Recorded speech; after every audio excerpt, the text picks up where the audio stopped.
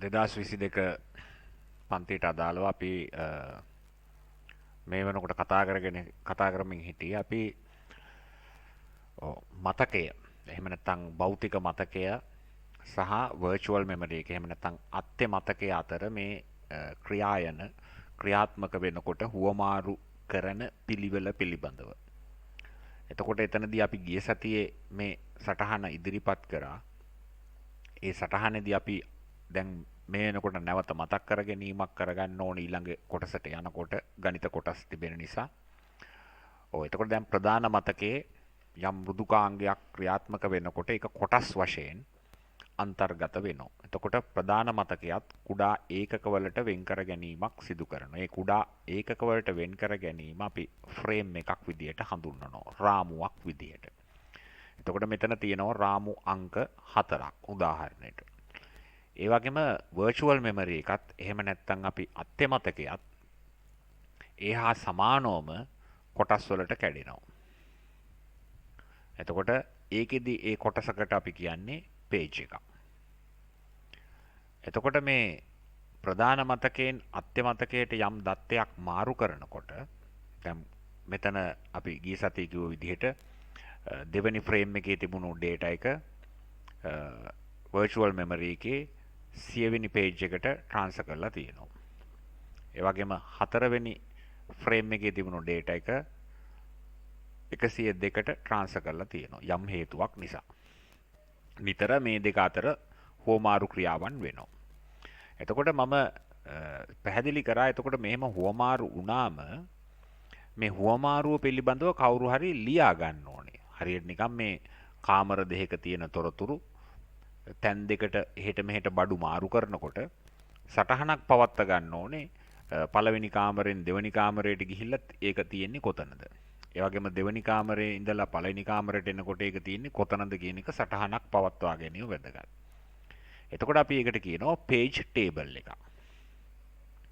එතකොට මේ page table එක මං ගිය සතියේ පැහැදිලි කරා මේක. නැවත මතක් කරන්නේ මේ ගණිත ක්‍රියාවන් ටිකක් අන්තර්ගත වන නිසා පාඩමේ ඊළඟ කොටසේදී. දැන් මේ අනුව දෙක ෆ්‍රේම් එක page එක ගිහිල්ලා තියෙන්නේ 100ට. එතකොට මේ ෆ්‍රේම් එක ටේබල් එකේ ලියා ගන්නවා. ෆ්‍රේම් කියන්නේ ප්‍රධාන මතකයේ තිබුණු කාමර. මේකේ ලියාගන්නේ ඒ virtual memory එකේ තිබුණු කොයි කාමරයට. එතකොට මෙතන තිබුණු දත්තය දෙකේ තිබුණු දත්තය එයාව හඳුන්වන්නේ frame 2 එකේ තිබුණු දත්තය අත්‍ය මතකයේ මාරු කරලා තියෙන්නේ page 100 වලට. ඒතර 100 වලට ඒ දත්තේ ගිහිල්ලා. එතකොට මේ කාමරේ හිටපු පුද්ගලයා මේ කාමරයට transfer කරලා තියෙනවා. පැහැදිලිද? මාරු කරලා තියෙනවා. එතකොට මේ page table එක අඩංගු වෙන්නේ ප්‍රධාන මතකයේ යම් කොටසක.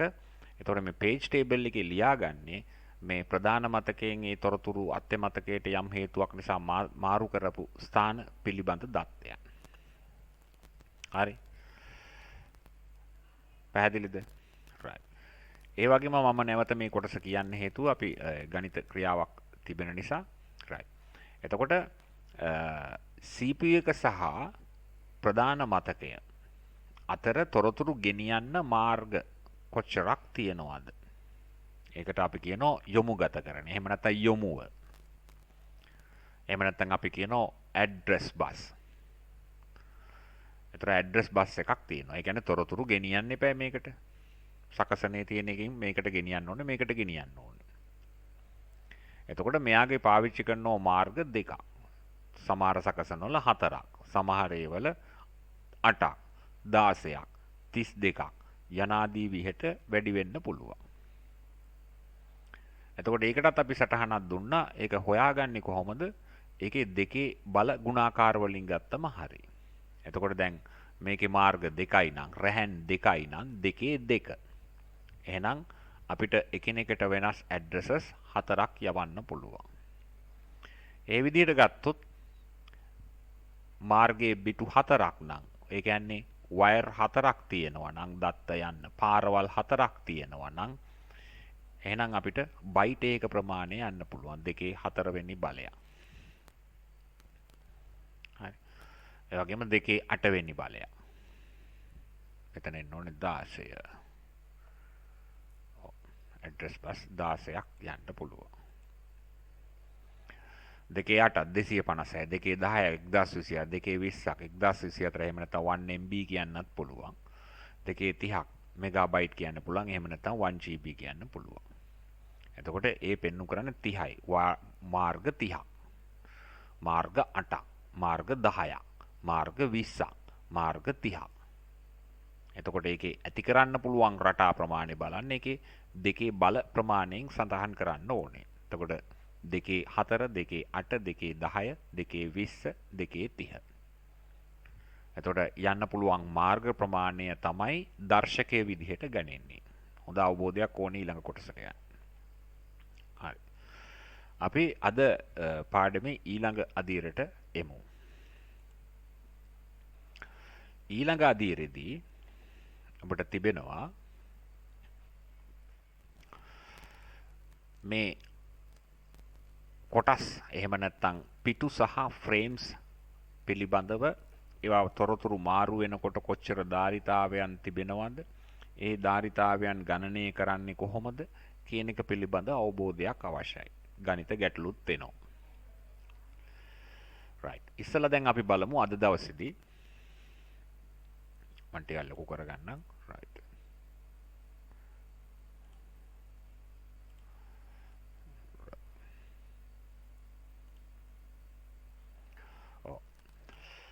දාන මාතෘකාව එතන අත්‍යමතකයක පිටු අන්තර්ගතය. දැන් එතකොට අත්‍යමතකය කියන්නේ virtual memory එක. virtual memory එකේ තියෙන්නේ පිටු. ප්‍රධාන මතකය එහෙම නැත්නම් physical memory එක අපි කියනවා භෞතික මතකය. ඒකේ තියෙන්නේ රාමු. එහෙනම් රාමු පිටු වලට යනවා, පිටු රාමු වලට යනවා. යන්නේ කොතනද කියන එක පිළිබඳව ලියා ගන්න page table එක පිටු වගුව පාවිච්චි වෙනවා. right. මාතෘකාව දැම්මනේ. අත්‍යමතකයේ පිටුවක් කොටස් දෙකකින් සමන්විත වෙයි. එතකොට දැන් මේ පිටුවක් අපි බලමු ඉස්සෙල්ලා අත්‍යමතකයේ දේවල් පිළිබඳව. අත්‍යමතකයේ තියෙන පිටුවක්නේ. ඒ පිටුව කොටස් දෙකක් තියෙනවා. ඒ කොටස් දෙකෙන් එක කොටසක පවතින්නේ පිටු අංකය. ඒ කියන්නේ කොයි පිටුවද කියන එක හරියට පොතක පිටුව වගේ. ඊළඟට විස්ථාපනය කියන්නේ ඒකේ තියෙන දත්තය. හරි. දැන් අපි පොතක පිටුවක් පෙරනෝ 10 වෙනි පිටුව. ඒ 10 වෙනි පිටුවේ යම් දත්ත කොටසක් තිබෙනවා. කියවන්න ඔබට යම් කොටසක් තියෙනවා පොතක. එතකොට අපි ඒ තියෙන දත්ත කොටසට අපි කියන්නේ offset එකක්. එහෙම නැත්නම් විස්ථාපනය. ඒවා තමයි data. එතකොට මේ data එක තියෙන්නේ කුමන පිටුවේද කියන එක තමයි page number එකෙන් තියෙන්නේ. පැහැදිලිද? එතකොට පිටුවක් කොටස් දෙකයි පිටු අංකය විස්ථාපනය. ඔලුවට දාගන්න පොතක් පෙරලනකොට යම් පිටුවක අංකයක් පෙරළුවම මේ පිටු අංකය තුල යම් කියවන්න එහෙම නැත්නම් ගණන් පොතක් නම් ගණිත කොටසක් අඩංගු වෙනවා. තොරතුරු අඩංගු වෙනවා. ඒ වගේම දැන් අපි මේ පිටු අංකයක අන්තර්ගත කරන්න පුළුවන් දත්ත ප්‍රමාණයක් පවතිනවා. ඒක හරියට අපි අර ගත්ත උදාහරණ වගේ පොතේ විශාලත්වය අනුව ඒක තියෙනවද? සමහරලාට කුඩා පොතක් වුණොත් එහෙම මේ පිටු අංකය වුණාට ඒකේ දාන්න පුළුවන් දත්ත ප්‍රමාණය, ඒ පිටුවේ ලියන්න පුළුවන් කරුණු ප්‍රමාණය අඩුයි. ඒ වගේම අපි ලොකු පොතක් වුණොත් එහෙම ලොකු කියන එක අදහස් කරන්නේ දිගපළලින් වැඩි පොතක් වුණොත් එහෙම යම් පිටු අංකයක දාන්න පුළුවන් කරුණු ප්‍රමාණය වැඩි. එතකොට මේ දාන්න පුළුවන් කරුණු ප්‍රමාණය අඩු වැඩි වෙන එක තීරණය වන්නේ ඒ සකසනේ. දැන් උදාහරණයක් පරිගණකයේ තියෙන කෘතිම මොලේ සහ ප්‍රධාන මතකයේ අතර පවතින මාර්ග ප්‍රමාණය මත. එතකොට අපි පිටු ධාරිතාවය විදිහට එක හඳුන්වනවා.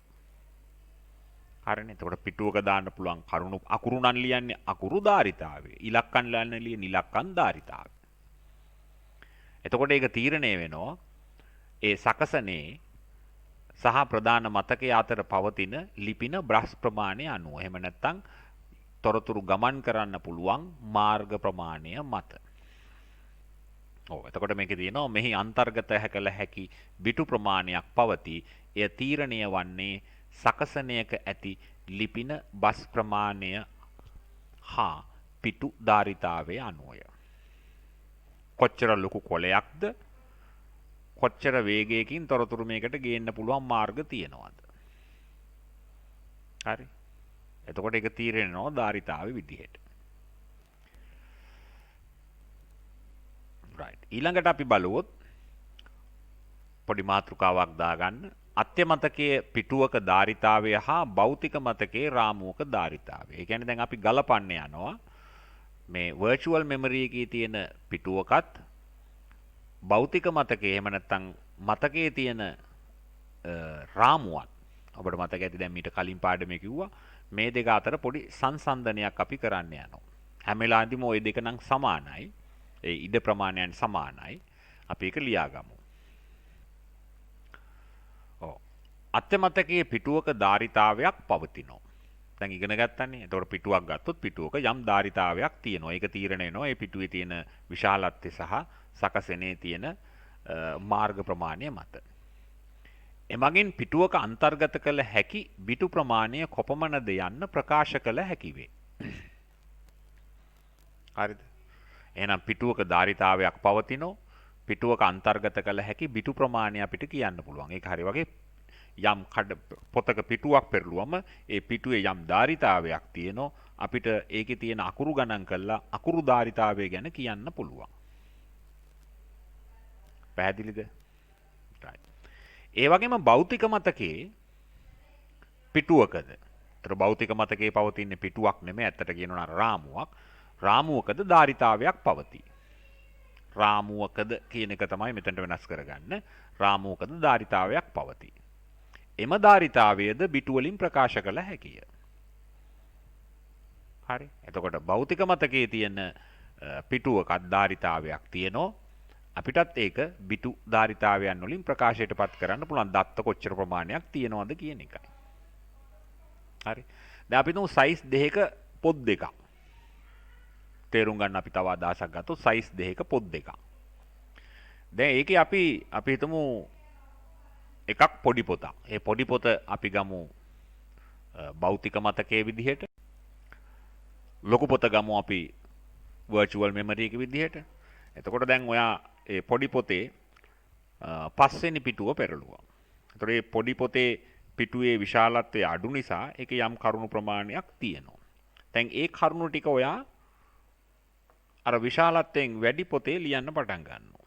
එතකොට සමහර ලාට මේ කරුණු ටික ඒ විශාලත්වයේ වැඩි පොතේ පිටු කාලක පිරෙන්න පුළුවන්. එතකොට 4න් 3ක්ම තව ඉතිරි. හරි.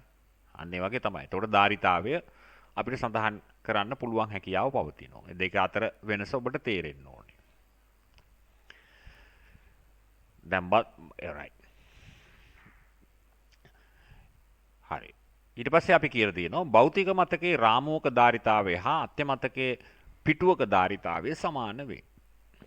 දැන් භෞතික මතකයේ බෙදිලා තියෙන රාමු කොටස් ප්‍රමාණයට ඉඩටම සමානවම තමයි අත්‍ය මතකයේ කුඩා කොටස් වලට වෙන්ගිලා තියෙන්නේ. එතකොට හැම වෙලාවෙදිම රාමු සහ පේජස් වල තියෙන හැඩය ප්‍රමාණය එක හා සමානයි. දැන් උදාහරණයක් අපිට මේකේ ප්‍රධාන මතකයේ රාමු 10ක් තියෙනවා නම් ඒ 10න් එකක ප්‍රමාණය අපි හිතමු GB එකක් කියලා. එහෙම වෙන්නේ නැහැ GB එකක් කියලා. ඒ වගේම අත්‍ය මතකයේ තියෙන පිටුවක ඒ තියෙන එක කොටසක ධාරිතාවයත් GB එකයි. ඒ දෙක සමාන වෙන්න ඕන. මොකද අසමාන වුණොත් වෙන දේ තමයි අපතේ යාමක් වෙන්න ඕනේ. අර මං කලින් කිව්ව උදාහරණය වගේ පොඩි පොතේ තියෙන කොටස් සම්පූර්ණ පිටුව පිරලා තියෙනවා. විශාලත්වයෙන් වැඩි පිටුවක් ගත්තම ඒකේ 4න් එකක් වගේ තමයි ඒ කරුණු ටික ලියන්න පුළුවන්. ඉතිරි 4න් 3ම ඉතිරි. එතකොට ඒක තේරුමක් නැහැනේ. ඒක නිසා හැම වෙලාවෙදිම භෞතික මතකයේ තියෙන රාමුවක ධාරිතාවයට සමානව තමයි virtual memory එකේ එහෙම නැත්නම් අත්‍ය මතකයේ පිටුදාරිතාවය පවතින්නේ. පැහැදිලිද? right. අපි ඉදිරියට යමු. එතකොට දැන් අපි භෞතික මතකයේ ඒක නම් කරලා තියෙනවා. ඒක පොතේ ඔයගොල්ලෝ ලියා ගන්න, හැඩයක් දාගන්න. එතකොට මතක් වෙනවා රාමු අංකය. හරි නිකන් පිටු අංකය. ඒ කියන්නේ දැන් පොතක් ගත්තම පොතේ කියන්නේ අපි පිටු අංකය කියලානේ පොදුවේ. 10 වෙනි පිටුව. 10 වෙනි පිටුවේ යම් දත්තයක් තියෙනවා. අපි තුන් සින්දුවක් තියෙනවා කියලා. right. ඒතර අත්‍ය මතකයේ තියෙන්නේ පිටු අංකයක්. එතකොට ඒ තියෙන්නේ ඒ සින්දුවම තමයි. හැබැයි මේ භෞතික මතකයෙන් අත්‍ය මතකයට යම් තොරතුරක් මාරු වෙනකොට මේ විස්ථාපනයේ තියෙන ස්ථාන දෙකේ තියෙන තොරතුරු දෙක සමානයි. එහෙම අසමාන වෙන්න විදිහක් නැහැනේ. මොකද ප්‍රධාන මතකයේ තිබුණු එකක් ගෙනාපු එකක් ආය අත්‍ය මතකයට කියනකොට ඒක වෙනස් වෙන්න විදිහක් නැහැනේ. ඒක නිසා මේ දෙක සමානයි. පැහැදිලිද? right. ඒ කියන්නේ data එකේ කිසිදු වෙනසක් සිදු වෙන්නේ නැහැ මේ offset කොටසේ. මොකද ඒකනේ අපිට වැදගත් වෙන්නේ. මේක තියෙන එක එහාට ගෙනියනවා, ඒක තියෙන එක මෙහාට ගෙනියනවා. එතකොට මේ රාමු සහ පිටු අංක පාවිච්චි කරලා තියෙන මේ తాවකාලිකව මේක කම්පියුටර් එකේ මේ වැඩසටහන් දුව ගන්න කරන ක්‍රමවේදයක්. right. ඊළඟට අපි මාතෘකාව දාමු. පිටු වගුවක. එහෙම නැත්නම් page table කියලා අපි ඔකට කියනවා. page table. දැන් අපි බලමු වගුවේ කාර්යභාරය මොකක්ද කියන එක. හරි. හරි. ඒතර වගුවේ කාර්යභාරය මෙන්න මේ විදිහට අපිට පැහැදිලි කරගන්න ඕනේ. දැන් වගුවේත් පවතින කොටස් දෙකක්. ඒතර වගුවේ කොටස් දෙකෙන් එක කොටසක් අයිති වෙන්නේ physical memory එකේ. එහෙම නැත්නම් ප්‍රධාන මතකයේ අංකය ලියා ගන්න. ඒ කියන්නේ මොන කාමරේද හිටියේ. ඒකේ අනිත් කොටස තියෙන්නේ අත්‍ය මතකයේ අංකය ලියා ගන්න.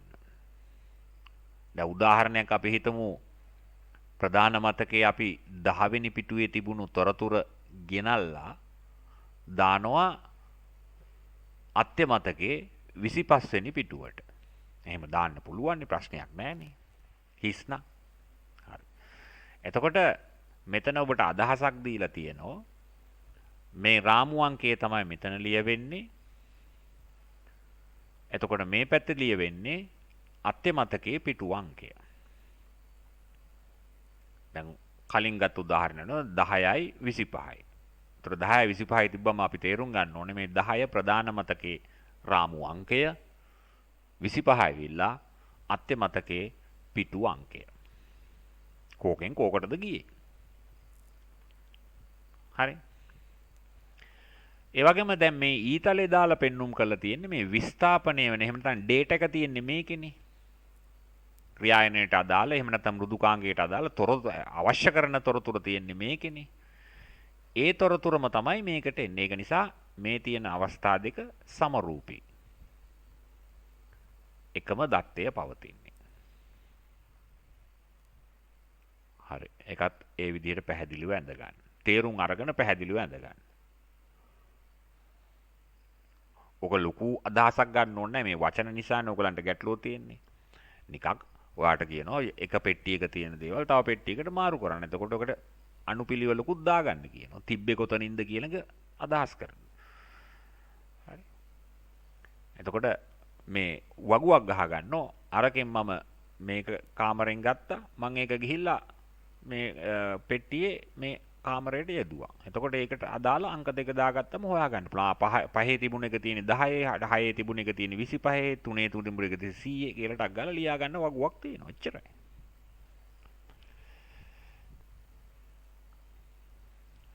හරි. right. ඊළඟට එමු අපි තව ඊට කිට්ටු අදහසක් පෙන්වන්න. හරි. දැන් මෙතන තියෙනවා අර උඩ තිබුණු සටහනට සමාන අදහසක්. රාමු අංකය. ඔව්. එතකොට මේ පෙන්눔 කරලා තියෙනවා දත්තය ගිහිල් තිබුණේ ටේබල් එකේ පහේ කාමරේ තමයි තිබුණේ. ඒක ගිහින් දාලා තියෙනවා 25 කාමරේට. ඒතර 25 කාමරේ කොහෙද? virtual memory එකේ. VM එකේ. මේක PM එකේ. physical memory එකේ. date එක සමානයි.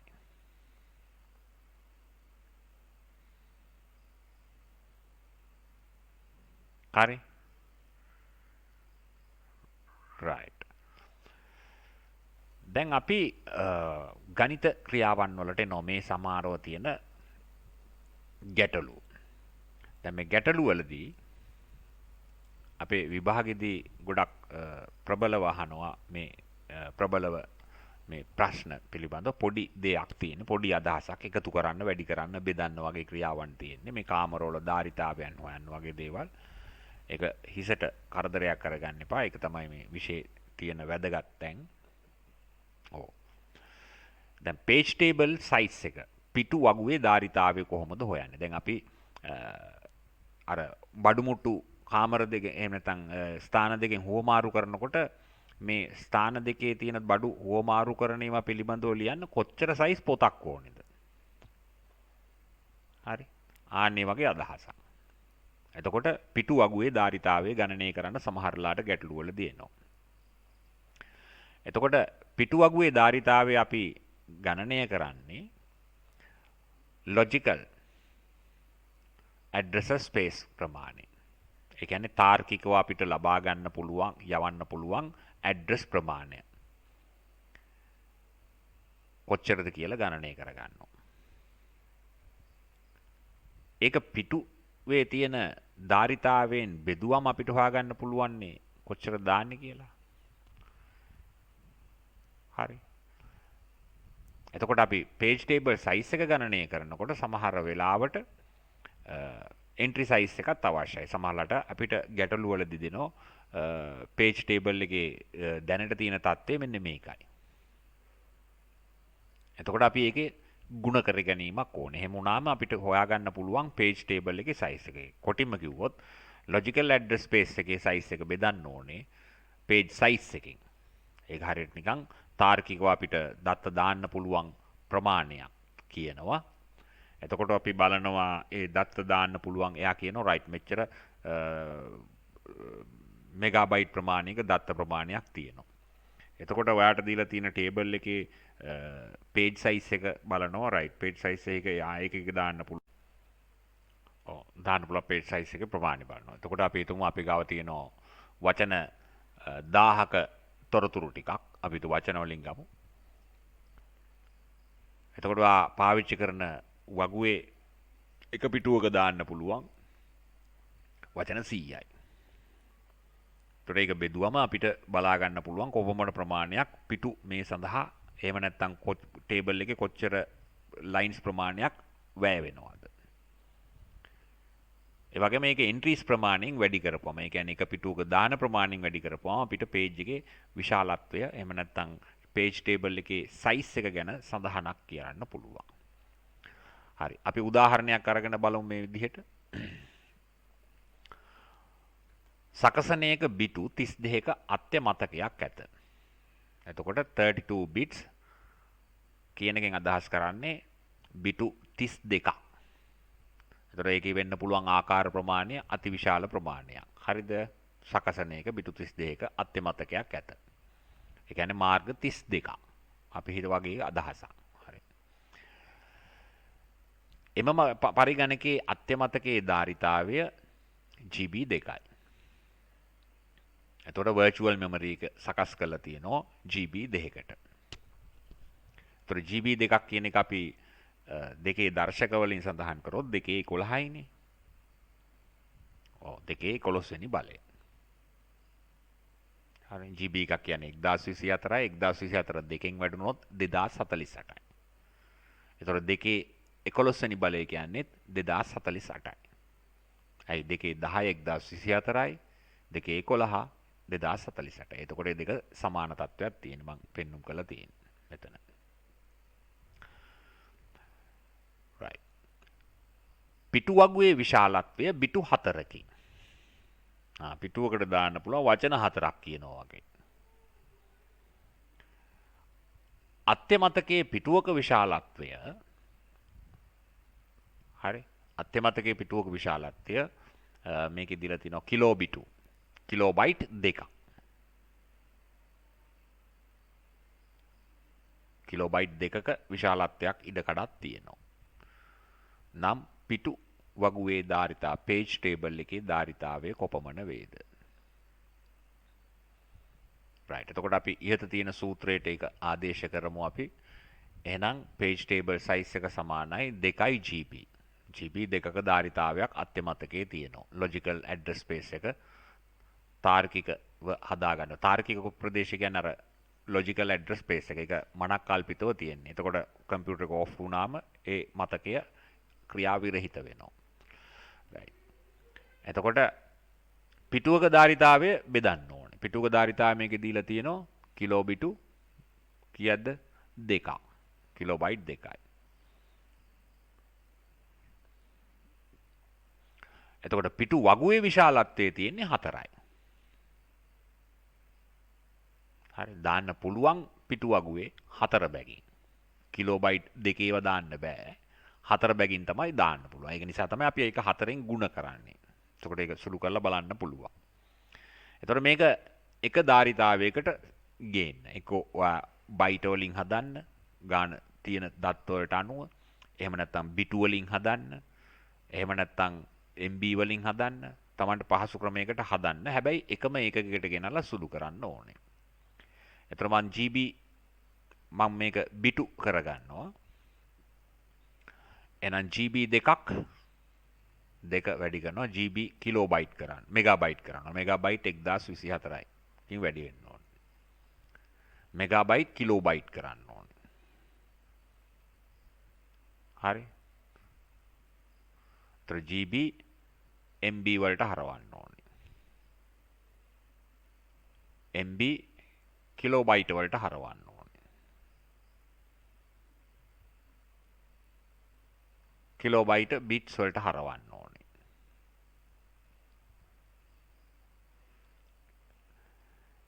යට තියෙනවා කිලෝබයිට් 2ක්.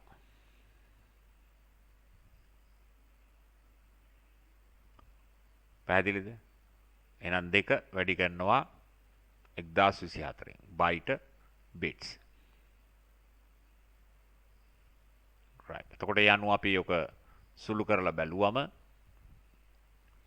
8 කැපෙනවා 8ට 1024 කැපෙනවා මෙතන කැපෙනවා 7 2 2ට. එතකොට අපිට මෙතන ඉතුරු වෙන්නේ 1024ක් විතරයි. එතකොට මෙතන එක 1024ක් අඩු ගතියක් තියෙනවා නේ. අවුනේ නං. හරි. වැඩි කිලි. ඔව්. එතන එකක් අඩු වෙලානේ මගේ අතින්. right. හිතේ තිබුණාට මේක අදිනකොට ඕක තමයි ප්‍රශ්නේ. හරි. හරි. එහෙනම් මෙතන 2යි 1024 8යි ඔක්කොම කැපිලා යනවා. 2 කැපෙනවා, එක 1024ක් කැපෙනවා, 8 කැපෙනවා. ඒතකොට 1024ව දෙකක් උඩ තියෙනවා. එතකොට මෙතන තියෙන 4යි. එතකොට 4 1024කින් වැඩි කරපුවාම කිලෝබයිට් වෙනවා. 1024 මෙගාබයිට් වෙනවා. එහෙනම් MB 4ක ඉඩ ප්‍රමාණයක් page table එකේ size එක විදිහට පවතිනවා. එතකොට MB 4ක්. හරි. එතකොට MB 4ක් ප්‍රමාණවත් මේ තොරතුරු ටික තැම්පත් කරන්න. මොකද බිටු 4 බැගින්නේ තැම්පත් කරන්නේ. right. පැහැදිලිද? හරි. ඊළඟට අපි ගැටලු ස්වභාවය දිනනවා. පිටු වගුවකට ඇතුළත් කළ හැකි පිටු ගණන ගණනයේදී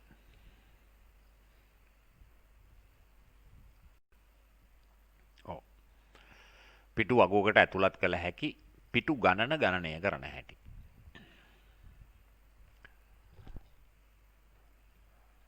අපි කොච්චර පිටු වල තොරතුරු අඩංගු කරනවද කියන එක එකට අපි මේ වගේ උදාහරණයක් සඳහනක් අපි ගමු මේ විදිහට. දැන් සකසනේ අත්‍ය මතකයේ පිටුවක් සඳහා වෙන් කරන ලද බිටු ප්‍රමාණය දෙකෙහි බලය ලබා ගැනීමෙන් පිටු වගුවට ඇතුළත් කළ හැකි පිටු ප්‍රමාණය ගණනය කළ හැකිය. බොහොම සරල දෙයක්. උදාහරණයක් විදිහට අපි ගත්තම පිටු යොමුව බිටු 4ක් නම් යොමු කළ හැකි පිටු ප්‍රමාණය කොච්චරක්ද කියන එක. එතකොට බිටු 4 නම් 2/4 වෙනි බලය. අපි තුන් බිටු 8යි කියලා 2/8 වෙනි බලය. අපි හිතමු බිටු 16යි කියලා 2/16 වෙනි බලය. එහෙමනම් අපිට ඒ සඳහා වැය වෙනවා මෙතන උදාහරණයක් හැටියට පිටු 16ක්. එහෙනම් පිටු 16ක් ප්‍රමාණවත් බිටු 2/4 බැගින් තියෙන එකට යොමු කරන්න. ඒතකොට ඒකේ ආකාර ප්‍රමාණය 2/4 වෙනි බලය ගත්තම උත්තරේ හොයන්න පුළුවන්.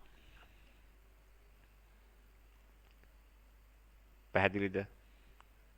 right. මේ අහන්න පුළුවන් ගැටලු ස්වරූප සියල්ලම මම දානවා.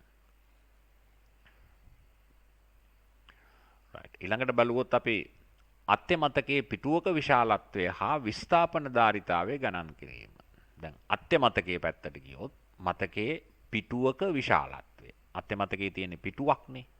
පිටුවක් කොච්චර ලොකුද? අර අංකයේ ලියන කොටස. සහ විස්ථාපන ධාරිතාවය. ඒ වගේම තොරතුරු තැන්පත් කරන්න කොච්චර ඉඩක් තියෙනවද? එතකොට පිටු අංකයයි දාන්න කොච්චර විශාලත්වයක් තියෙනවද? ඒ වගේම දත්ත දාන්න කොච්චර විශාලත්වයක් තියෙනවද? මම කියවනේ අර අත්‍ය මතකයේ ප්‍රධාන මතකයේ මේක කොටස් දෙකකින් පවතිනවා කියලා. ඔෆ්සෙට් කොටස තියෙනවා. right. මෙතෙන්නේ කොටස් දෙකයි. එතකොට මේකට කොච්චරක් ඉඩ වැය කරනවද? මේකට කොච්චරක් ඉඩ වැය කරනවද? ගැටළු වලදී අහන්න පුළුවන්. මේක දීලා මේක සමහරලාට අහනවා, මේක දීලා ඒක අහනවා. හරි. මේ වචන නිසා තමයි ප්‍රශ්නේ තියෙන්නේ. නැත්නම් ඔයගලන්ට අඩු වැඩි කරගන්න එකේ ගැටලුවක් නෙමෙයිනේ. ඔව්. දැන් උදාහරණයකට අපි හිතුවොත් අත්‍ය මතකයේ අවකාශය. සම්පූර්ණ අවකාශයේ බිටු 16ක් තියෙනවා. ඒ කියන්නේ අපිට මේ අත්‍ය මතකයේ මේක ගත්තොත් මේකේ සම්පූර්ණ අවකාශය බිටු 16ක් තියෙනවා.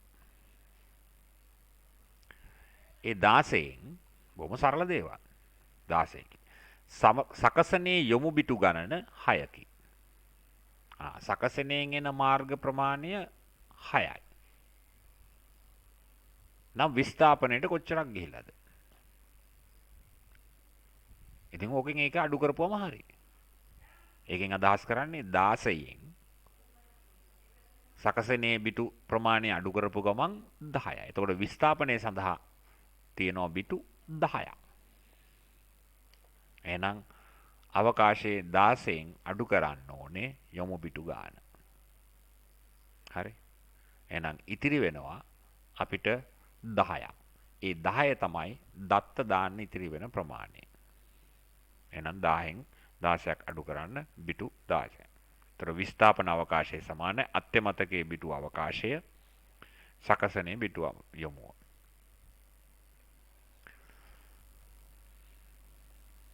හරි.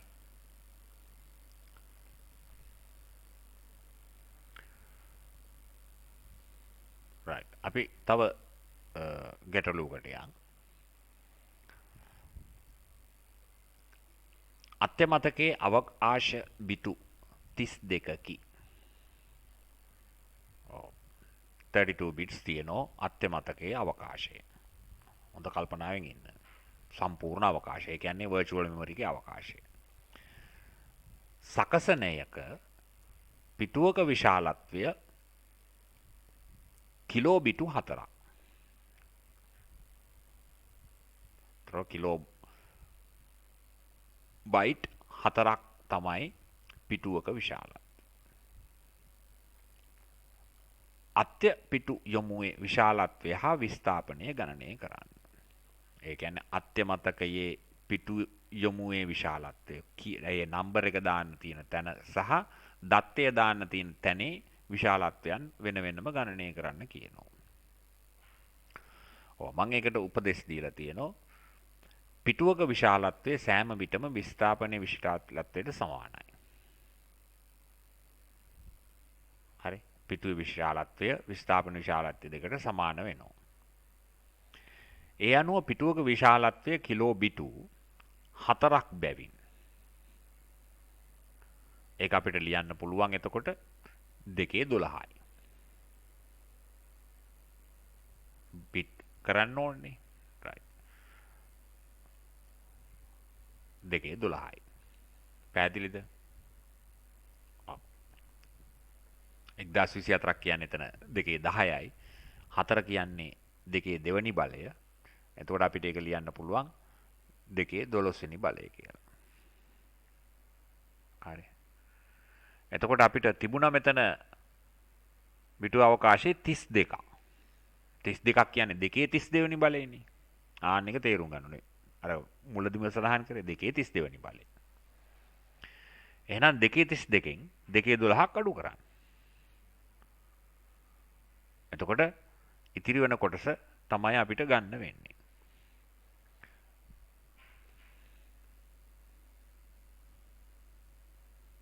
එතකොට පිටු යොමුව සඳහා ඉතිරි වෙන්නේ බිටු 20යි. 2/20 වෙනි බලය. එතකොට 2/20 වෙනි බලය කියන්නේ දර්ශකයේ තමයි බිටු ලයින්ස් ප්‍රමාණයට ගන්නෙ. තව ස්වභාවයකට යන් මේ ප්‍රසිද්ධ ගැටලු ස්වභාවයන් හැම තැනකදීම තියෙන මේ එනාගයන් වෙනස් වෙන්න පුළුවන් අහන්න පුළුවන් ප්‍රශ්න ස්වභාවයන් මේ තියෙන. සකසනයක් අත්‍යමතකයේ තුල යම් දත්තයක් තියෙනවා. යොමුවක් නිර්ණය කරනවා. ඒතර අත්‍යමතකයේ data එකක් තියෙනවා. offset එකක් තියෙනවා. මේ විදිහට. පිටු යොමුවේ විශාලත්වය. ඒ කියන්නේ පිටුවට අදාළ යොමු වෙන අංකය යොදන තැන විශාලත්වය බිටු 4කි. බිටු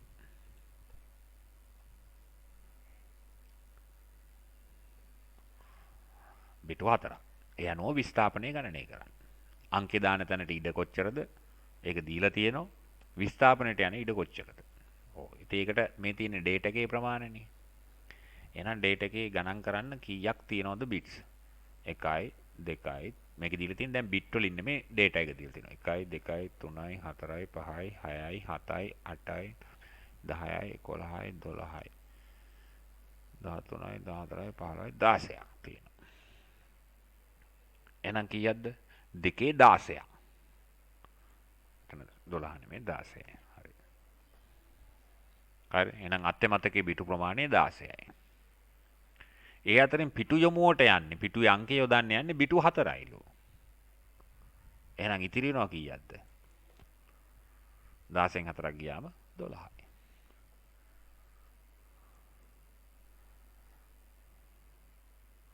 දොළහක් ඉතිරි වෙනවා. එහෙනම් විස්ථාපනය සඳහා බිටු කොච්චරද? 12යි.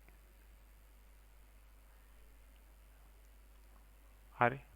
බොහොම සරල ගණන් බැලුවල්මට බොහොම සරලයි. නමුත් ඒ ක්‍රියාවලිය අවබෝධ කරගෙන ලියන එක තමයි වැදගත් වෙන්නේ.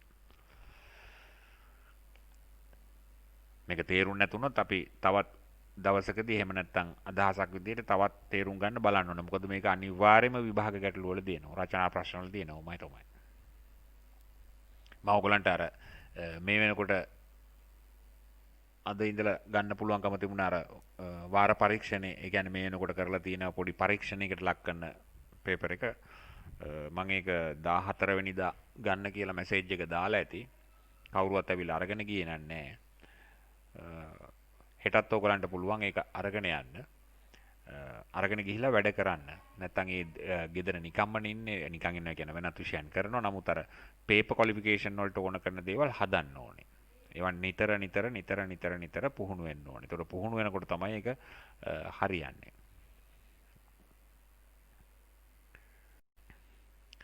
තව ගැටලුවක් අපි බලමු මේ විදිහට.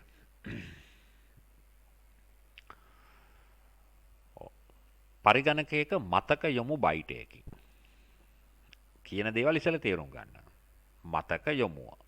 ඒ කියන්නේ මතකයට යොමුව කියන්නේ අර අංකේ දාන තැන. බයිට් එකකි. බයිට් එකයි. එහි භාවිතා කළ හැකි උපරිම මතක ධාරිතාවය කොච්චරක් දාන්න පුළුවන්ද කියලා මෙමරි කැපැසිටි එක ගිගාබයිට් එකකින්.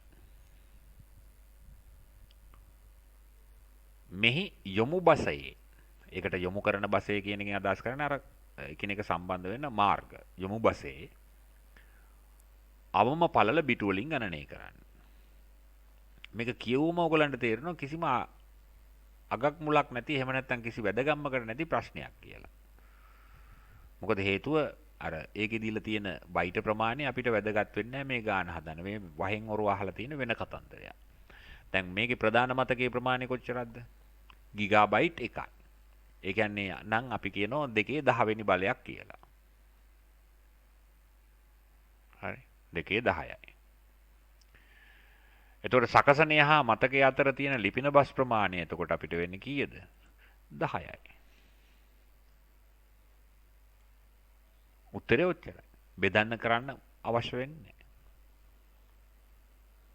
ඒ කියන්නේ වෙන දෙයක් කියලා අහලා තින්නේ ආපහු බස් ලෙන්ත් එකේ ප්‍රමාණය කොච්චරද කියලා. ඔව් එහෙනම් 1GB නේ ප්‍රධාන මතකයේ ධාරිතාවය. ඒක 2/10 වෙනි බලයනේ. ඒතර 10 වෙනි බලය ගත්තම දර්ශකයේ තමයි එන්න පුළුවන් මාර්ග ප්‍රමාණය. එහෙනම් බිටු ප්‍රමාණය බස් බිටු ප්‍රමාණය 10ක් වේ.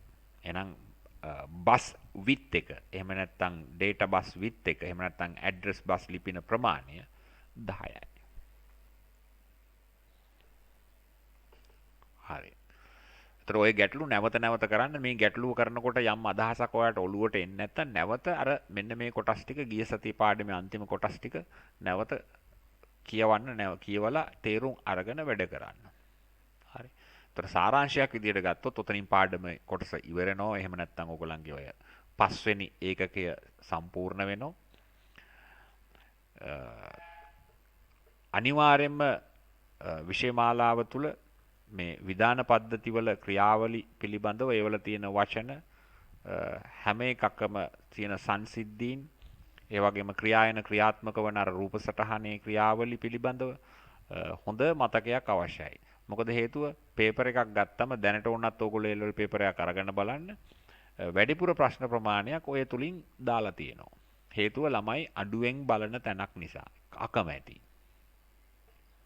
ඒ වුණාට ලේසියෙන්ම පිළිතුරු වලට උත්තර ලියන්න පුළුවන් කොටසක් තමයි මේ තියෙන්නේ. හැබැයි මේකේ 70ක් විතර පාඩම් කරන්න ඕනේ කියවලා තේරුම් ගන්න. පාඩම් කරනවා කියන එක අදහස් කරන්නේ කියවලා තේරුම් ගන්න ඕනේ මේ විධාන පද්ධතිය වල තියෙන සිස්ටම් එක මොකක්ද කියන එක. ඒ වගේ මේ සිස්ටම් එක මගින් සකසනයක හැසිරීම, ඒ වගේම සකසනයම ප්‍රධාන මතකයේ හැසිරීම, ඒ වගේම ප්‍රධාන මතකයේ තියෙන දත්ත අත්‍ය මතකයේ හැසිරීම පිළිබඳව තමයි මේ පාඩම සම්පූර්ණයෙන්ම සාකච්ඡා වුණේ. ඊට පස්සේ අවසාන කොටසේදී ඒවල ධාරිතාවයන් ගණනය කරන හැටි, ඒවල පිටු අංක ගණනය කරන හැටි, පිටු අංක දුන්නාට පස්සේ විස්ථාපනය ගණනය කරන හැටි පිළිබඳ තොරතුරු ටිකක් තිබෙනවා. ඒතකොට මේ ගණනය පිළිබඳ තොරතුරු ටිකත් අත්‍යවශ්‍ය කොටසක්. හරි. right. එහෙමනම් අපි පාඩම ඔතනින් සමාප්ත වෙන ඕගොල්ලන්ගේ ඔය 5 වෙනි ඒකකය ඊළඟට අපිට ගමන් කරන්න තියෙන්නේ නෙට්වර්කින් වලට.